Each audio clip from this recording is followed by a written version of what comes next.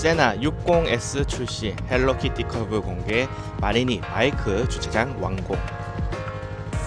안녕하세요, 바니입니다. 오늘은 야마하의 R3를 타고 합천 모토라드에 들렀다가 잠깐 합천에 나갔다 오려고 합니다. 오늘은 우선 제 소식을 간단하게 좀 전달 드리려고 해요. 사실 예전에 제가 영상을 하나 올린 적이 있는데 바로 제가 바이크를 주차해 두던 비닐하우스로 된 창고가 강풍에 부서지는 영상이었어요. 어떤 영상인지 살짝 한번 보여드릴게요. 네, 바로 이 영상입니다. 이때 강풍이 갑자기 불어서 비닐하우스를 완전히 박살을 냈습니다. 하루 종일 저렇게 펄럭펄럭거리면서 나중에는 거의 다 벗겨져 버렸더라고요. 비닐 조각과 하우스 안에 들어가는 솜 조각 같은 것들도 사방팔방으로 날아가 버려가지고 그걸 일일이 다 주워 담느라 고생도 했고, 저 아래 오토바이가 있어서 부서질까봐 노심초사했던 기억이 아직도 나네요. 결국 제 바이크들은 장마철 내내 비가 오면 비 맞고 바람 불면 바람을 맞으면서 노숙을 해야 했습니다. 카바 한 장 뒤집어 쓰고 견디는 모습을 보면은 참 가슴이 아팠습니다. 이 시기만큼은 지하 주차장을 쓰시는 분들이 너무너무 부럽더라고요. 최소한 눈, 비는 안 맞잖아요. 거기에다가 밖에 세워두니까 자꾸 오토바이의 구석구석으로 개구리, 사마귀, 달팽이 이런 애들이 자꾸 들어가 있더라고요. 이거는 마우라 129에 청개구리가 들어가 있는 걸 발견했던 사진인데, 와, 정말 깜짝 놀랐고요. 빨리 출발을 해야 하는데 시동 걸면 개구리가 배기 앞에 바삭해질까 봐서 겁나서 걱정했던 기억이 나네요. 이렇게 노상에서 서름과 오욕의 시절을 견디면서 바이크 주차장, 사실은 창고죠. 창고 복구 작업이 시작이 되었습니다. 저는 평일에는 직장에 다니니까 주말에나 잠깐씩 도와드리고 주로 아버지와 아버지 친구분께서 조금씩 지으셨어요. 정말 한때는 이게 과연 올해 안에는 다 지어지려나 하고 생각을 했었는데 결국 다 완성이 이렇게 되었습니다. 참고로 허가 받고 지은 겁니다. 어떤 분이 자꾸 무허가라고 신고를 한다고 댓글을 다셔서, 건축 설계 사무소에 돈 주고 설계하고 허가하고 받고 건설을 했고요. 애초에 저 부지가 창고가 있던 부지라서 크게 허가 받는 거에 어려움은 없었습니다. 그냥 이제 추가되고 넓어지는 부분에 대한 허가를 받으면 되는 거니까요. 이렇게 비닐하우스에서 이제 번듯하게 멋지게 지어 올렸고요. 이제 소소하게 앞마당에 와이어 메쉬랑 콘크리트로 해서 바닥도 콘크리트로 칠 거고요. 창고 안에는 알리에서 제가 자주 써본 태양광 충전식 내부 등이 있어요. 그 등을 써보니 제법 퀄리티가 괜찮고 오래 가가지고 한 3년에서 5년은 가는데 가격은 15,000원 정도밖에 안 하더라고요. 그거 사서 안에 달면은 야외에 설치한 게 아니고 이제 안에 달면 비바람을 안 맞으니까 더 오래 가겠죠. 얼마 전에 여기 넣어놨을 때 비바람이 이제 세게 분 적이 있었는데 나중에 와보니까 비를 하나도 안 맞았더라고요. 그래서 너무 뿌듯했고 기분이 좋았습니다. 내부도 상당히 공간이 넓기 때문에 나중에 추가로 오토바이를 사서 댈 수도 있을 것 같고, 선반도 만들어서 넣고 거기에 타이어나 엔진 오일, 공구 등도 넣고 하면 참 좋을 것 같아서 요즘 좀 재미가 있습니다. 자, 다음 소식으로 넘어가겠습니다. 다음 소식은 헬로키티 맛 슈퍼커브 등장 소식입니다. 최근 혼다에서 일본의 대표 캐릭터 중 하나인 살리오사의 헬로키티 50주년을 기념해 자사의 베스트셀러 모터사이클인 슈퍼커브 시리즈의 콜라보 에디션을 출시했습니다. 슈퍼커브는 전 세계에 1억 대가 넘게 판매된 혼다사의 대표 바이크 중 하나죠. 이번 슈퍼커브의 헬로키티 에디션은 슈퍼커브 50과 슈퍼커브 110 두 가지 모델로 출시가 됩니다. 슈퍼커브 헬로키티 에디션은 차체 곳곳에 헬로키티의 살리오 공식 로고와 캐릭터 이미지로 꾸며지며 프론트 엠블럼과 계기판에도 헬로키티를 장식하는 리본 등이 장식됩니다. 여기에 시동키에는 헬로키티의 50주년을 기념하는 전용 로고가 적용이 됩니다. 차체 외장 색상은 헬로키티의 이미지에 맞게 마그나 레드의 한 종만 설정됩니다. 헬로키티가 적용된 슈퍼커브 모델은 오는 11월 8일부터 11월 24일까지만 주문을 받으며 슈퍼커브 50 모델은 300대, 슈퍼커브 110 모델은 1000대까지 판매를 계획하고 있다고 합니다. 차량 가격은 슈퍼커브 50이 33만엔, 슈퍼커브 110이 38만 5천엔인데 아쉽게도 국내에서는 구입이 현재 안 되는 것 같습니다. 저는 이 헬로키티 커브가 국내에 출시가 되면 좀 비싸게 돈을 받더라도 한 대쯤 사서 소장하고 싶은 마음이 있는데 참 아쉽네요. 일본이 이런 콜라보라든지 이벤트를 많이 해서 참 부러운 것 같습니다. 자, 다음은 블루투스 인터컴을 만드는 회사인 세나의 신모델 60S 출시 소식입니다. 세나서 이번에 세나 60S라고 불리는 신모델 인터컴을 출시했습니다. 세나는 국내 업체로 이미 많은 분들이 구매해서 사용하고 계시는 인터컴이죠. 세나 60S는 2세대 하만 카돈 스피커가 들어가고 블루투스 5.3 버전이 들어가며 VoIP 메시 3.0 인터컴 시스템이 들어갑니다. 세나 50S는 메시 사용 배터리 수명이 11시간 정도였는데 60S는 16시간으로 배터리 시간이 5시간 정도 늘어났고요. 블루투스를 사용할 때의 배터리 수명은 50S가 12시간이었는데 60S는 22시간으로 10시간이나 대폭 늘어났습니다. 소음 제거도 기존에는 고급 소음 제어 모드가 들어가 있었는데 60S는 AINR 인공지능 노이즈 감소 시스템이 들어가서 주행풍 등의 노이즈를 획기적으로 줄여줄 것으로 기대가 됩니다.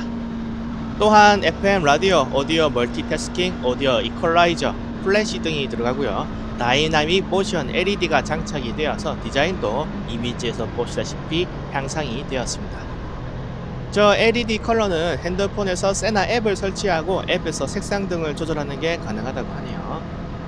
USB-C 타입으로 충전이 가능하고요. 제가 제일 좋았던 부분은 바로 방수였습니다.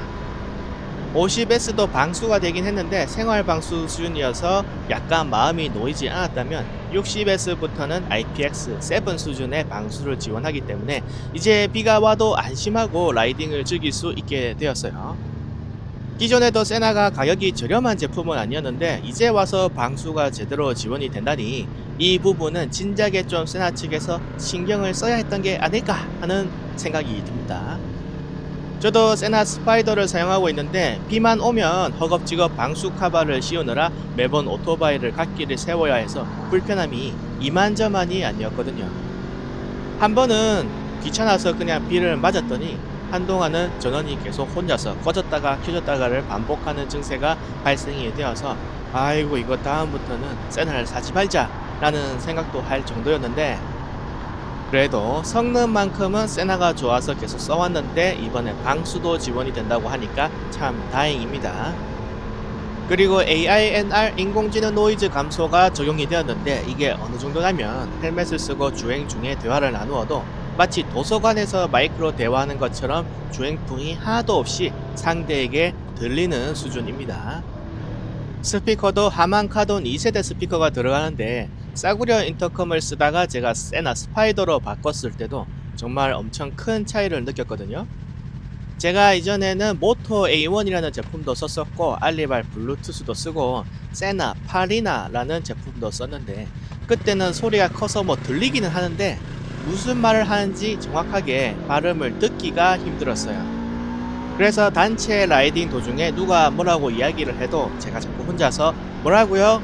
잘 못 들었어요 라고 말하면서 재차 질문을 하곤 하다가 왠지 분위기를 흐리고 대화를 중간에 끊는 것 같아가지고 잘 못 들어도 그냥 남들이 웃으면 하하하 웃고 남들이 맞아 하면 저도 그렇죠 하면서 그냥 달리고는 했었는데 세나 스파이더로 바꾸니까 처음에는 별 차이를 못 느끼고 뭐 그냥 비슷하네 라고 생각을 했는데 어느 날 보니까 제가 뭔 말을 하는지 상대방 말을 못 듣고 뭐라고요?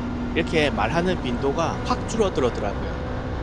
그래서 이게 확실히 차이가 있긴 하구나 하고 느꼈었는데 세나 50S를 제가 우연히 경험을 해보니까 얘는 그냥 갤럭시 버즈 같은 거 끼고 바람이 없는 상태에서 통화하는 것과 같은 느낌을 주더라고요. 상대방 목소리가 너무 잘 들리고 소리가 볼륨적으로 커지는 건 아닌데 주행풍과 잡음이 확 걸러지고 발음이 또박또박하게 잘 들려서 알아듣기가 굉장히 쉽더라고요. 그래서 세상에 돈이 비싼 제품이라 그런가 뭔가 다르긴 다르구나 하고 느낀 적이 있었는데 그게 50S였거든요. 50S도 성능이 그렇게 좋았는데, 그런데 이번에는 60S고 AINR 인공지능 노이즈 감소 기능이라고 또 신기술이 적용이 됐다고 하니까 과연 성능이 또 얼마나 업그레이드가 되었을까 하고 기대가 됩니다. 가격은 60S 듀얼팩이 83만원인데 포인트를 받으면 78만원 정도 가격이 되고, 그러면 개당 39만원 꼴인데 클램프 킷이 2개가 들어간다고 해요. 싱글 킷이 45만 9천원, 듀얼 킷이 83만 9천원, 클램프 킷 하나가 10만원인데 2개가 들어가니까 결론적으로는 50S보다 오히려 가격이 더 저렴하다고도 볼 수 있는 그런 가격이고, 이게 단순히 그냥 블루투스 이어폰인데 하고 생각하면 결코 가격이 싸다고 볼 수 없는데 비싼 가격이죠. 근데 싸구려 블루투스를 사서 쓰다가 어느 순간 세나 50S나 60S 써보시면 이래서 비싼 거구나 하고 체감이 확 들 정도의 성능적 차이가 있어요. 분명히 차이가 존재하고 참 그런 거를 잘 못 느끼시는 분들도 세나 50S를 쓰다가 에이 돈만 아깝고 비싸기만 한데 이번 헬멧은 그냥 알리발이나 사서 쓰지 뭐 하면서 알리발 블루투스를 사용하시다가 다시 세나로 돌아오시면은 역체감이 확 납니다. 그 정도로 음질과 사운드의 차이가 나기 때문에 좀 여유가 없으실 때는 진짜 내가 좀 돈이 지금 없다 이럴 때는 뭐 세나 비즈니스 팩이라든지 저렴한 알리발 뭐 팔이나 이런 거 쓰시다가 돈이 좀 생기면은 반드시 50S나 60S 정도 올라오시는 거 제가 추천을 드립니다. 진짜로 성능적 차이가 있어요. 그리고 제가 처음에 세나 파라니라는 제품을 썼었는데 이것도 진짜 지독하게 안 걸렸었습니다. 제가 이거 쓸 때 말귀를 잘 못 알아들어 가지고 형님들한테 혼난 적이 한두 번이 아니었거든요. 진짜 사람들이 막 왁자지껄 뭐라고 이야기를 나누는 건 알겠는데 발음이 뭉개져서인지 어째선지 꼭 귀먹은 영감 마냥 말을 잘 못 알아듣겠더라고요. 그래서 궁여지책으로 대화를 할 때는 고개를 약간 이렇게 왼쪽으로 비스듬히 돌려서 바람을 이렇게 비껴 맞으면서 이야기를 하면 그래도 좀 소리가 잘 들려서 그렇게 고개를 돌리고 대화를 나누기도 할 정도였었습니다. 그러다가 제가 돈이 좀 생겨서 약간 더 잘 들리는 걸로 바꾸자 해서 바꾼 게 세나 스파이더라는 인터컴이고 지금도 제가 쓰고 있는 인터컴인데 이걸로 바꾸니까 그나마 좀 잘 들리더라고요.